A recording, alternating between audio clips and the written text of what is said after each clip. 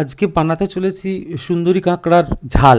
ঝাল বলবো না রসা বলবো ঠিক জানি না, তবে সুন্দরী কাঁকড়া বেসিক্যালি বকখালি কিংবা দীঘার দিকে হয়, আমাদের এদিকেও মাঝে মাঝে বাজারে আসে। তা আজকে পেয়েছি, এখন কিছু তো একটা সদ্ব্যবহার করতে হবে, তাই জন্য একটা দেখি বানানো কীরকমভাবে বানানো যায়। তো টিপিক্যাল পদ্ধতিতেই রাঁধবো, স্পেশাল কিছু নয়। আর এই ভিডিওগুলো রেকর্ড করার ইচ্ছা এই কারণেই যে এগুলো অনেক সময় আগেও রেঁধেছি, অনেকে জিজ্ঞাসা করে কেমন করে বানালি, কী দিয়েছিলি, তো সেগুলো আলটিমেটলি ভুলে যাই কিংবা মনে থাকে না, বানিয়ে বানিয়ে বলতে হয়। তাই জন্য ভাবলাম যে একবার প্র্যাকটিস করে দেখি জিনিসগুলো ঠিকঠাক হচ্ছে কি না।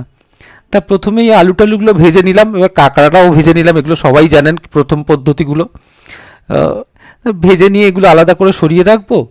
তারপরে ওই ওই একই পদ্ধতি, পেঁয়াজ বাটা, রসুন বাটা, আদা বাটা, টমেটো বাটা দিয়ে তারপরে নেড়ে চেড়ে জিনিসটাকে অনেক একটা লেভেল পর্যন্ত কষিয়ে নিয়ে যাব।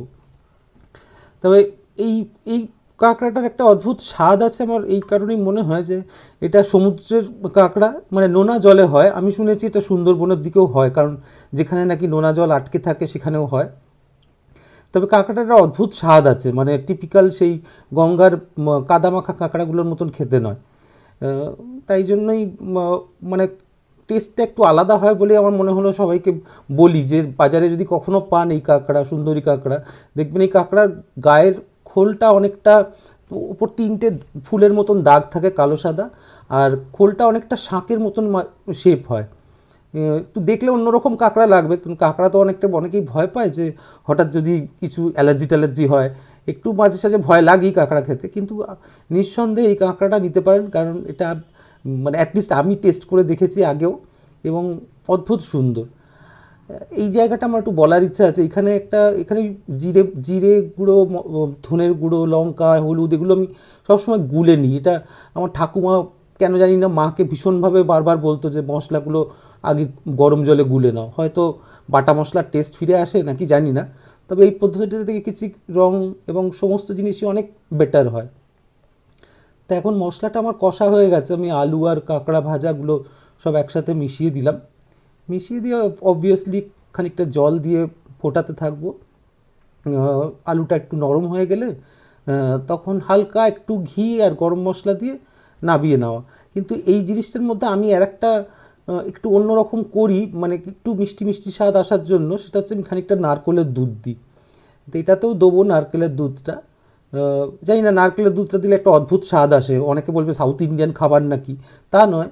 কিন্তু নারকেলের দুধটা মন্দ লাগে না ব্যাপারটা। নারকেলের দুধটা একটু বোধহয় কষতে কষতে ঘন হয়ে যায়, তার একটা একটা মিষ্টতা আসে, এবং সেইটা অনেকটাই মানে টেস্টটাকে এনহ্যান্স করে আমার মনে হয়। যেমন থাই কারি টারিতে সবসময় নারকেলের দুধ দেয়, মানে একটা এনহ্যান্সমেন্ট অফ টেস্ট। তা সেটাই আজকে তেমনভাবেই ট্রাই করছি। মানে এটা আমি আগেও করেছি, এরকমভাবে খেতে বেশ ভালোই লাগে, তা আজকেও তাই করলাম। এবার এইটা খানিকক্ষণ কষতে কষতে, মানে ফোটাতে ফোটাতে আলুটা চেক করছি মাঝে মাঝে করে, এটাকে ঢাকা দিয়ে রেখে দেবো বেশ খানিকক্ষণ ফোটানোর জন্য লো আছে।